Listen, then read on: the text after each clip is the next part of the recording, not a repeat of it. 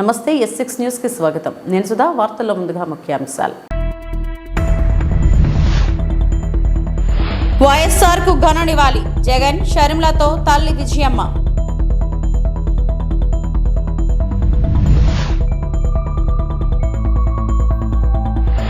స్నేహాన్ని మరింత బలోపేతం చేసుకుంటాం. రష్యా పర్యటనకు మోదీ.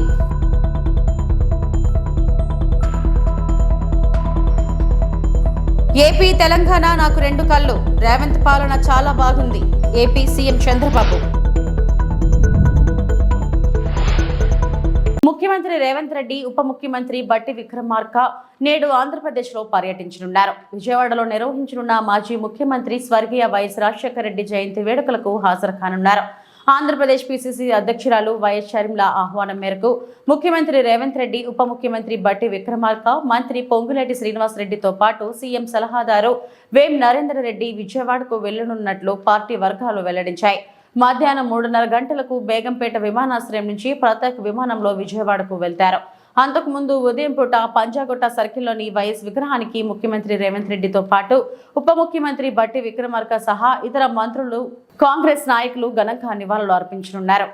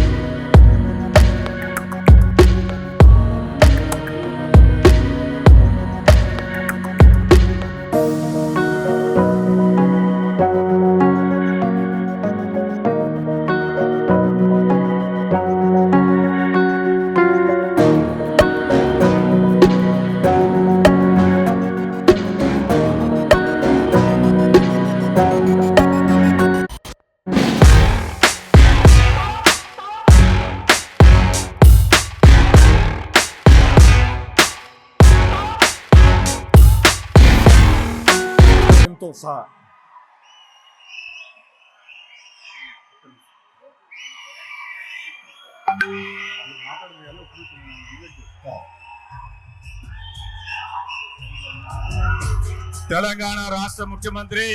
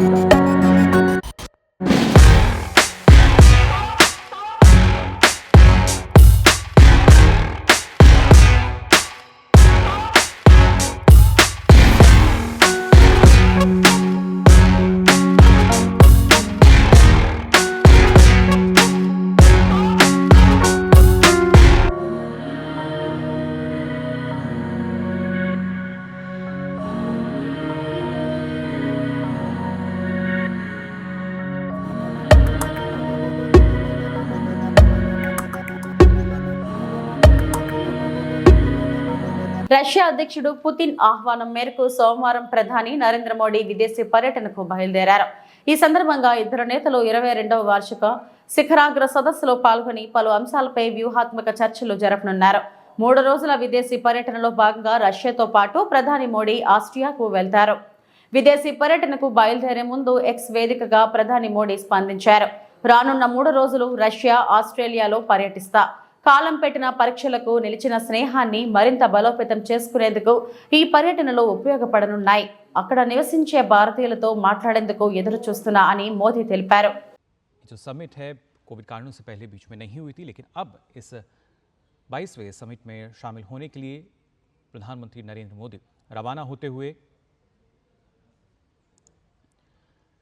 अपने आप में काफ़ी महत्वपूर्ण और ख़ासतौर से ना सिर्फ रूस बल्कि इसके बाद प्रधानमंत्री ऑस्ट्रिया भी जाएंगे और ये 40 से अधिक वर्षों में किसी भारतीय प्रधानमंत्री की पहली यात्रा है ऑस्ट्रिया की।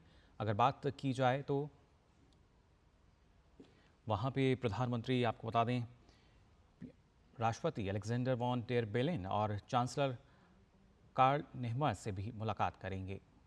यात्रा के पहले चरण में प्रधानमंत्री मॉस्को पहुंचेंगे और उसके बाद जैसा हमने आपको बताया कि ऑस्ट्रेलिया की यात्रा पर जाएंगे। पीएम मोदी फिलहाल 22वें भारत रूस वार्षिक शिखर सम्मेलन में भाग लेने के लिए रवाना हो रहे हैं।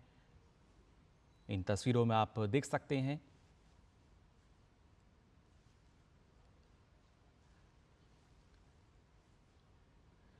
फिलहाल प्रधानमंत्री नरेंद्र मोदी रवाना हो चुके हैं अपनी इस यात्रा के लिए और ये तस्वीरें जब प्रधानमंत्री रवाना हो रहे थे मॉस्को के लिए, इन तस्वीरों में आप देख सकते हैं 22वें भारत रूस वार्षिक शिखर सम्मेलन में भाग लेने के लिए प्रधानमंत्री नरेंद्र मोदी अब रवाना हो चुके हैं।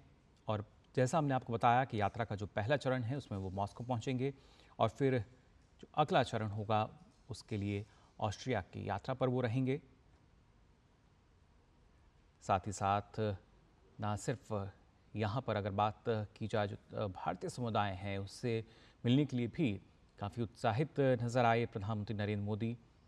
और जाने से पहले उन्होंने इस बात का भी जिक्र किया వైఎస్ఆర్ 75వ జయంతిని పురస్కరించుకొని వైఎస్ఆర్సీపీ అధినేత వైఎస్ జగన్ ఇడుపులపాయలో తన తండ్రికి నివాళులు అర్పించారు. ముందుగా వైఎస్ఆర్ విగ్రహానికి పూలమాల వేసిన తర్వాత తండ్రి వైఎస్ రాజశేఖర రెడ్డి సమాధి వద్దకు చేరుకున్నారు. వైఎస్ జగన్ కంటే ముందే వైఎస్ఆర్ ఘాట్ వద్దకు చేరుకున్న తల్లి విజయమ్మను వైఎస్ జగన్ ఆలింగనం చేసుకున్నారు. అనంతరం ఇద్దరు దివంగత నేత వైఎస్ఆర్ స్మారకంపై పుష్పగుచ్చం ఉంచి నివాళి అర్పించారు.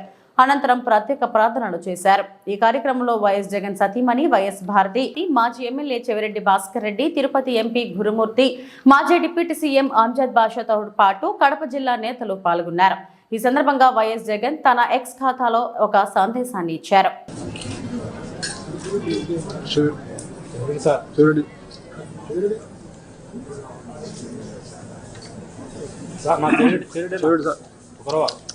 సైడ్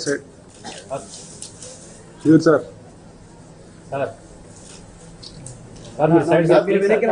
సైడ్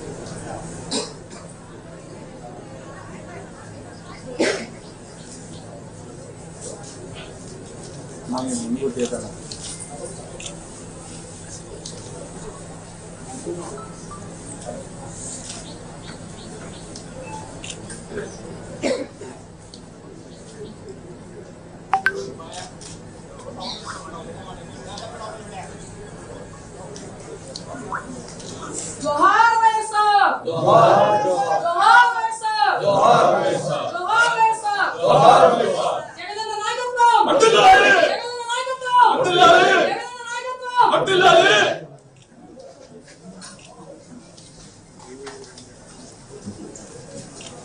వైఎస్ఆర్ జయంతి సందర్భంగా వైఎస్ఆర్ విగ్రహానికి పూలమాలలు వేసి నివాళులు అర్పించిన ఎమ్మెల్యే వై బాలనాగరెడ్డి, అన్న వైఎస్ఆర్సీపీ మండల అధ్యక్షులు జి భీమారెడ్డి, ప్రజాప్రతినిధులు, నాయకులు, కార్యకర్తలు పెద్ద ఎత్తున పాల్గొన్నారు.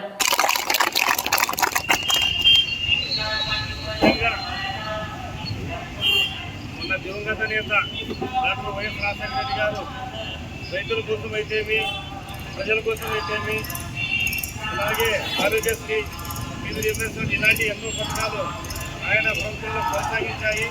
తర్వాత ఆయన కుమారుడు కూడా వైఎస్ జగన్మోహన్ రెడ్డి గారు కూడా ప్రజల కోసం ఆయన కంటే ఇంకా ఎక్కువ పథకాలు మనకు ప్రజల కోసం చేశారు.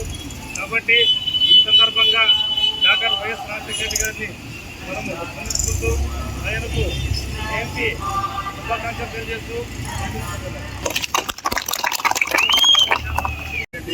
రావడము పేదలకు ఎంతో పథకాలు ఇచ్చారు. అయినా ఆ నియోజకవర్గంలో మాత్రం ఆ నియోజక నాయకులు ఏంటండి, అలాగే సర్పంచులు ఏంటండి, గ్రామ నాయకులు, కార్యకర్తలు, మండల నాయకులు, ప్రజలు ప్రతి ఒక్కరూ ఈరోజు రాష్ట్రంలో మంత్రాలయం రాజకీయ రాష్ట్రం దయ వల్ల ఆ పేరు నిలబడకూడదు.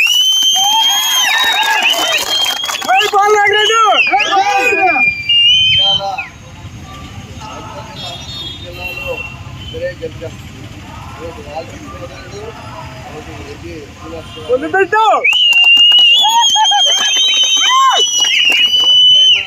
చెప్పడం జరుగుతుంది.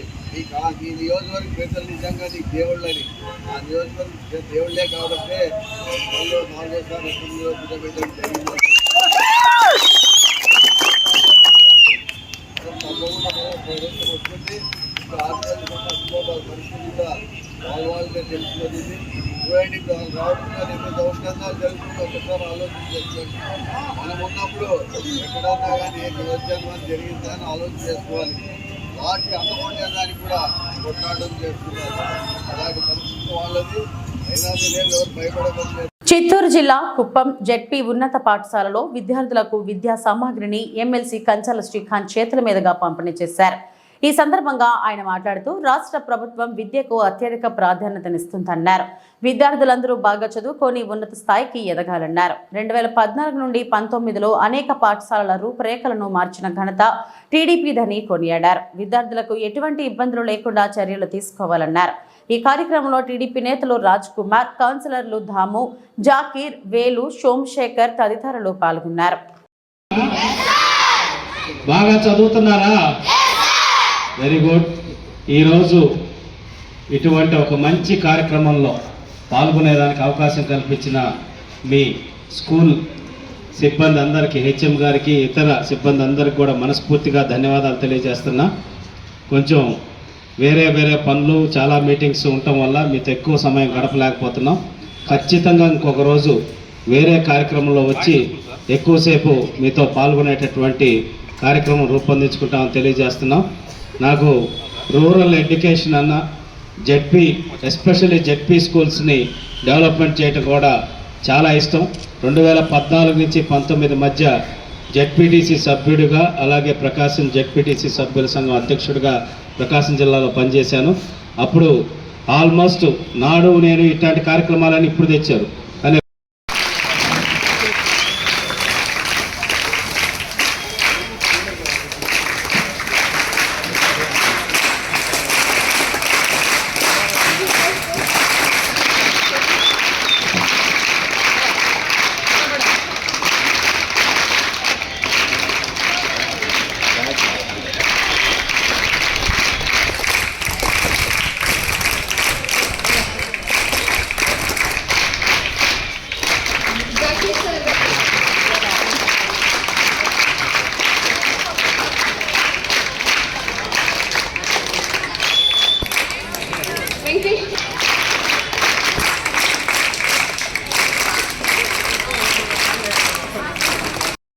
3.5 కోటి పైచిలకు నిధులు పెట్టి అన్ని జెడ్పీ స్కూల్స్కి జిల్లాలో ఉన్న 56 మండలాల్లో ఫస్ట్ కాంపౌండ్ వాల్స్ కట్టించాం మేము.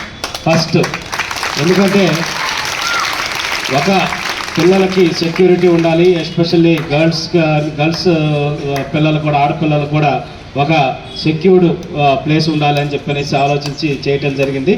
అట్లా అన్ని జెడ్పీ స్కూల్స్లో కూడా చాలా కార్యక్రమాలు చేసాం.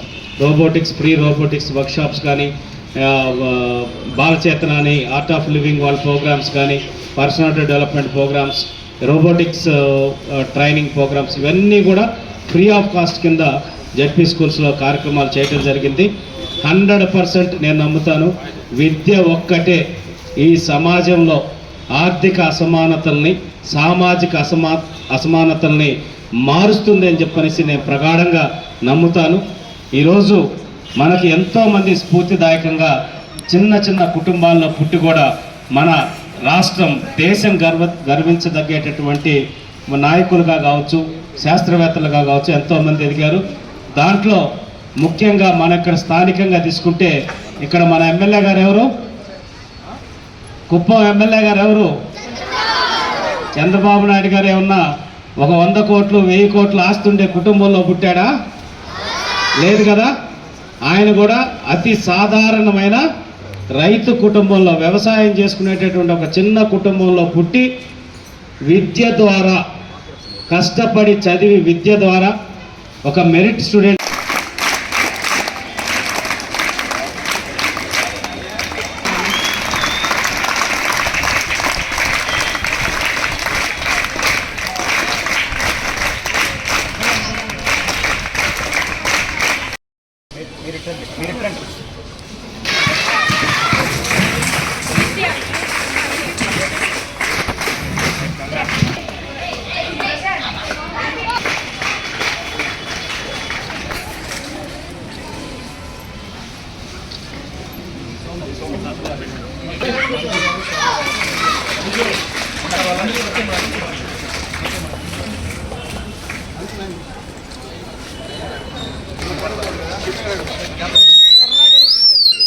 చదువుతున్నారా? బాగా చదువుతున్నారా? Very good. ఈరోజు ఇటువంటి ఒక మంచి కార్యక్రమంలో పాల్గొనేదానికి అవకాశం కల్పి And today we are going to launch student kit program in our school. So I request all the dignitaries on the dais, teaching and non-teaching staff, and the students.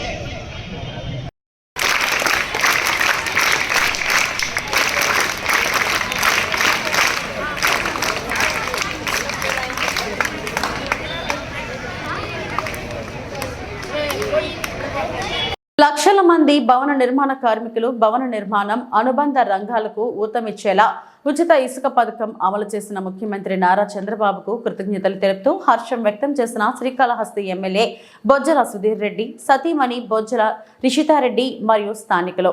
NDA ప్రభుత్వం నేడు ప్రవేశపెట్టిన ఉచిత ఇసుక విధానాన్ని ప్రవేశపెట్టడంతో స్థానికులు హర్షం వ్యక్తం చేస్తున్నారు. ఈ సందర్భంగా ఎమ్మెల్యే బొజ్జల సుధీర్ రెడ్డి సతీమణి రిషితారెడ్డి, షాకీర్ అలీ, స్థానికులు జయప్రకాష్ మాట్లాడుతూ జగన్ సర్కార్ ఇసుక విధానం కారణంగా 5 ఏళ్ల పాటు భవన నిర్మాణ కార్మికులు తీవ్ర అవస్థలు పడ్డారని, వేలాది మంది ఉపాధి లేక బలవన్మరణాలు చెందారని తెలిపారు. కాంట్రాక్టర్లు, మేస్త్రులు లక్షల రూపాయలు నష్టపోయి దివాలా తీశారని, సొంత రాష్ట్రంలో ఉపాధి లేక కూలీలు పొరుగు రాష్ట్రాలకు వలసపోయారన్నారు. కూటమి ప్రభుత్వంపై భవన నిర్మాణ కార్మికులు గంపెడు ఆశలు పెట్టుకున్నారని, ఎన్నికల్లో ఇచ్చిన హామీ మేరకు ఏపీలో ఉచిత ఇసుక విధానాన్ని నేడు ప్రవేశపెట్టి అతి కొద్ది రుసుముతోనే ఇసుకని తీసుకునే విధంగా ఎన్డీఏ ప్రభుత్వం ప్రకటించడం సంతోషించదగ్గ విషయమన్నారు. ఇసుక ఉచిత విధానంతో పేద మధ్యతరగతి కుటుంబం ఇల్లు నిర్మించుకోవడానికి ఎంతో సులభంగా ఉంటుందని, ఉచిత విధానాన్ని ప్రవేశపెట్టిన ముఖ్యమంత్రి నారా చంద్రబాబు నాయుడుకి ధన్యవాదాలు తెలియజేశారు. బాబు గారు మేనిఫెస్టోలో ఫ్రీ శాండ్ పథకం పెట్టిన దానివల్ల ఇప్పుడు సుబ్బానాయుడు కంట్రీ దగ్గర రీచ్ కూడా ఈ రోజు నుంచి ఆపరేషన్లో స్టార్ట్ చేశారు. సో బాబు గారు 1 by 1 మేనిఫెస్టోలో ఏమేమి పెట్టారో అవన్నీ ఖచ్చితంగా ఫినిష్ చేసి ఈ అసెంబ్లీ సెషన్ అవ్వగానే మిగతా ఇంకేమేం పథకాలు కూడా చెప్పున్నారో నెక్స్ట్ మంత్ లోపల ఇంప్లిమెంట్ చేస్తారని చెప్పి చెప్పారు. ఇసుక విధానాన్ని రాష్ట్ర ముఖ్యమంత్రి నారా చంద్రబాబు నాయుడు గారు ఇసుక విధానాన్ని ప్రవేశపెట్టడం చాలా మంచి పని, మంచి పరిణామం. దీనికి చంద్రబాబు నాయుడు గారికి, నారా లోకేష్ గారికి, స్థానిక శాసనసభ్యులు బొజ్జల వెంకట సుధీర్ రెడ్డి గారికి, శ్రీకాళహస్తి ప్రజల తరపున ధన్యవాదాలు తెలుపుతున్నాము. గతంలో ఈ ఇసుక విధానం, ఈ పాలసీ వల్ల పేదవాడు ఇల్లు కట్టుకోలేని పరిస్థితి, మధ్యతరగతి వాడు బతకలేని పరిస్థితి, వ్యాపారాలు లేని పరిస్థితి, మేస్త్రులకు పన్నులు లేవు, కూలోళ్లకు పన్నులు లేవు, అన్ని విధాలా ఇబ్బంది పడి ఎక్కడ పనులు అక్కడ ఆగిపోయి ఇబ్బందులు పడి అప్పుల పాలైపోయిన పరిస్థితులు ఉన్నాయి. ఈరోజు ఈ ఇసుక విధానం వల్ల పని వాళ్ళకు, మేస్త్రులకు పని దొరుకుతుంది, కూలోళ్ళకు పని దొరుకుతుంది, వ్యాపారస్తులకు వ్యాపారం జరుగుతుంది, అన్ని విధాలా జరుగుతుంది. అదే మరి ఇసుకని చాలా సింపుల్ విధానంతో ఖర్చు లేకుండా, అక్కడేదో ట్రాక్టర్ ఖర్చు, అదే మరి లోడింగ్ ఖర్చు తప్ప ఇంకా ఏమీ వద్దు అని ఈ ప్రభుత్వం చంద్రబాబు నాయుడు గారు ప్రవేశపెట్టడం చాలా సంతోషకరమైన విషయంగా భావిస్తున్నాము. దీన్ని ఆంధ్రప్రదేశ్ ప్రజలు కావచ్చు, కాళహస్తి స్థానిక ప్రజలు కావచ్చు హర్షించడం. గతంలో వైఎస్ఆర్ ప్రభుత్వంలో స్థానిక నాయకులు కావచ్చు, మాజీ ఎమ్మెల్యేలు కావచ్చు ఇసుక మీద వ్యాపారం చేసి కోట్లు గడిచిన సందర్భాలు ఉన్నాయి. ఒక్కొక్కడు కోటీశ్వరుడు అయిపోయినాడు, ఒక్కొక్కడు బిల్డింగ్లు కట్టుకున్నారు, ఏదేదో చేసుకున్నారు. సామాన్యుడు ఇల్లు కట్టుకోవాలంటే కన్నీళ్ళ పరిస్థితి ఏంది?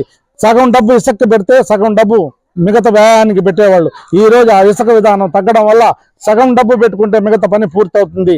కాబట్టి దీన్ని ప్రవేశపెట్టినందుకు రాష్ట్ర ముఖ్యమంత్రి నారా చంద్రబాబు నాయుడికి, పంచాయతీరాజ్ శాఖ లోకేష్ గారు, ఐటీ శాఖ మంత్రి లోకేష్ గారికి, స్థానిక శాసనసభ్యుడు బొజ్జల వెంకట సుధీర్ రెడ్డి గారికి, శ్రీకాళహస్తి ప్రజల తరపున ధన్యవాదాలు చెప్తూ, ముఖ్యంగా మా మైనారిటీలో పేదరికంలో ఉన్నారు వాళ్ళంతా కూడా చిన్న చిన్న కుటీరాలు, చిన్న చిన్న ఇల్లు కట్టుకుంటారు. వాళ్ళకందరికి కూడా ఇది మంచి అవకాశం.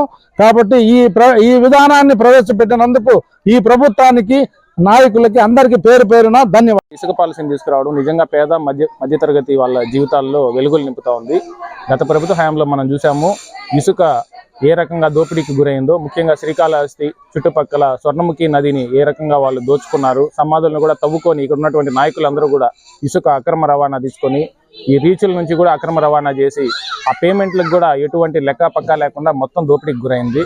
కానీ ఇప్పుడున్నటువంటి ప్రభుత్వం వచ్చిన నెల రోజులకంతా ఈ ఉచిత ఇసుక పాలసీని తీసుకురావడం, అలాగే నిర్మాణ రంగాన్ని ప్రోత్సహించడం, భవన నిర్మాణ కార్మికుల జీవితాల్లో కూడా వెలుగులు నింపడం, రాబోయే ఇంకొక వారం 2 వారాల్లో పేమెంట్ కూడా డిజిటల్ పేమెంట్ తీసుకురావడం ద్వారా పారదర్శకత తీసుకురావడం, ఎలాగైతే దీంట్లో అక్రమాలకి తావు లేకుండా.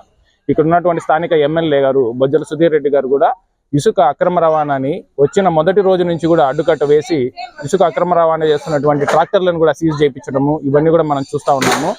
ఇప్పుడు ఈ ఉచిత ఇసుక పాలసీ ద్వారా పూర్తిగా ఇసుక స్మగ్లింగ్ అనేది కట్టడి అయిపోతుందని చెప్పి మేమందరం కూడా ఆశిస్తా ఉన్నాము. ఈ ప్రభుత్వానికి పేద మధ్యతరగతి ప్రజలందరి తరఫున కూడా మేము ధన్యవాదాలు తెలియజేసుకుంటాం. మాజీ ముఖ్యమంత్రి దివంగత నేత డాక్టర్ వైఎస్ రాజశేఖర రెడ్డి 75వ జయంతి వేడుకలలో సింహాచలం జంక్షన్ లో వార్డ్ ఇన్ఛార్జ్ ఎర్ర వరాహ నరసింహం, అధ్యక్షులు Kolusu Eswararao, cooperative bank chairman Karri Appalaswamy, YSRCP senior నాయకులు కర్రి సత్యబాబు, లంకా సత్యబాబు ఆధ్వర్యంలో ఘనంగా జరిగింది.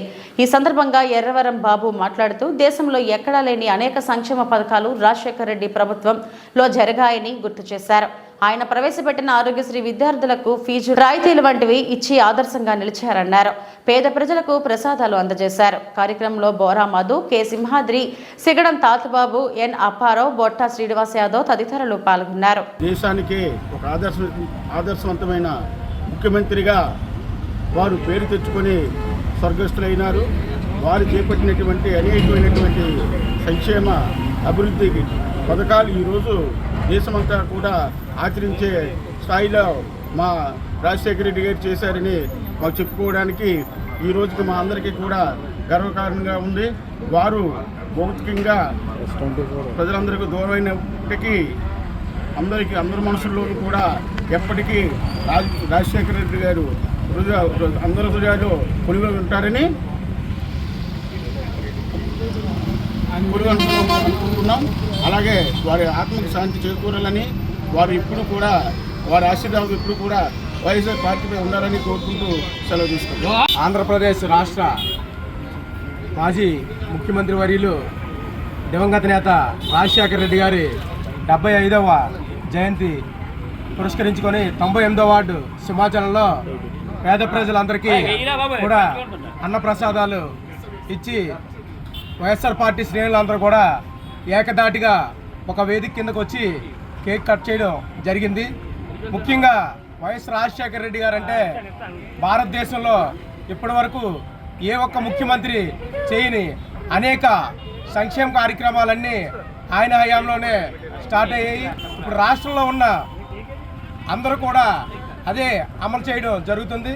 ప్రధానంగా రాజశేఖర రెడ్డి గారు చనిపోయిన తర్వాత ఈ రాష్ట్రం 2 ముక్కలు అయ్యిందంటే ఆయన ఎంత శక్తివంతులో ఎన్ని రాజకీయాల్లో ఆపి రాష్ట్రం మొత్తం ఐక్యంగా ఉంచారు అతను.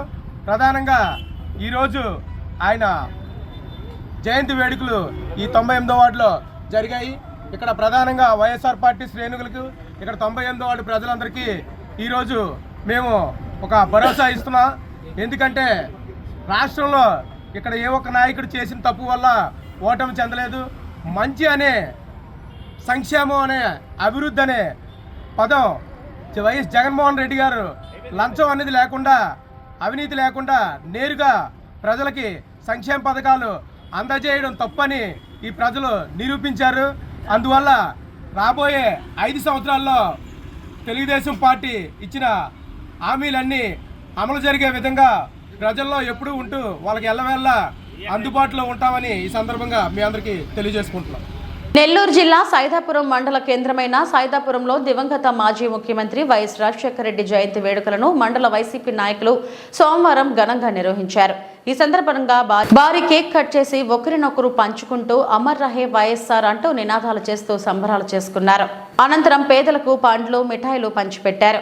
ఈ సందర్భంగా వైసీపీ కన్వీనర్ రవికుమార్ యాదవ్ మాట్లాడుతూ వైఎస్ రాజశేఖర రెడ్డి ప్రవేశపెట్టిన పథకాలు ఎంతో మందికి ప్రాణం పోసి జీవితాలు నిలబెట్టాయని, ఆయన ప్రజల గుండెల్లో చిరస్థాయిగా నిలిచిపోతాడంటూ ఆ దివంగత మహానేత రాజశేఖర రెడ్డి మళ్లీ పుట్టాలని ఆయన ఆకాంక్ష వ్యక్తం చేశారు. ఈ కార్యక్రమంలో మండల వైసీపీ నాయకులు వైస్ ఎంపీపీ భాస్కర్ రావు, సర్పంచ్ శారద మరియు నాయకులు శివకుమార్ నాయుడు, శ్రీనివాసులు, రాజు, వరప్రసాద్ రాజు తదితరులు పాల్గొన్నారు.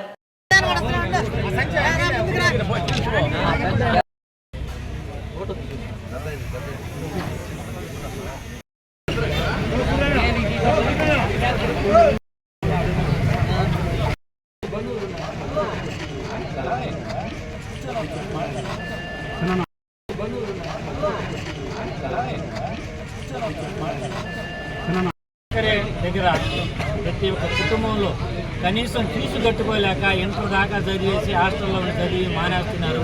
అలాంటి వాళ్ళు ఈరోజు ప్రతి ఇంటిలో ఒక ఇంజనీరింగ్ గ్రాడ్యుయేట్, మెడిసిన్ చదివో లేకపోతే సాఫ్ట్వేర్గా పోయి పోస్ట్ గ్రాడ్యుయేషన్ చేసి ఈరోజు ఆ ఫీజులుగా కట్టి ఫీజు రీఎంబర్స్మెంట్ ఇచ్చి ఆయన పేద వాళ్ళ బడుగు బలహీన వర్గాల్లో విద్యని అందరికీ అందేటట్టు చేసి విద్య కొనుక్కోవటం కాదు గవర్నమెంట్ అందిస్తుందనే లెక్కలో ఇచ్చి ప్రతి ఒక్కరు ఈరోజు చదువుకొని సాఫ్ట్వేర్లు అయ్యి ఎన్ని కుటుంబాలు బాగుపడి ఉన్నాయో అదంతా రాజశేఖర రెడ్డి పుణ్యం కాదా? ఇంతమంది ఫీజు రీఎంబర్స్మెంట్ 75 సంవత్సరాల్లో పేదలకి. ఇవి ఇప్పటివరకున్న వార్తా విశేషాలు. నమస్తే.